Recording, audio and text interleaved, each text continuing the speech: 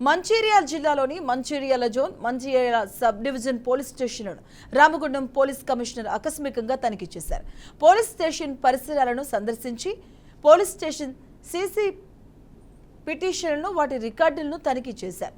Police స్టేషన్కు వచ్చే బాధితుల ఫిర్యాదుల విషయంలో వెంటనే స్పందించి విచారణ చేపట్టి బాధితులకు న్యాయం జరిగే విధంగా చూడాలి అని సిబ్బందిని ఆదేశించారు. మహిళలు, పిల్లలు, సీనియర్ సిటిజన్స్తో మర్యాదగా మాట్లాడాలని సూచించడం జరిగింది.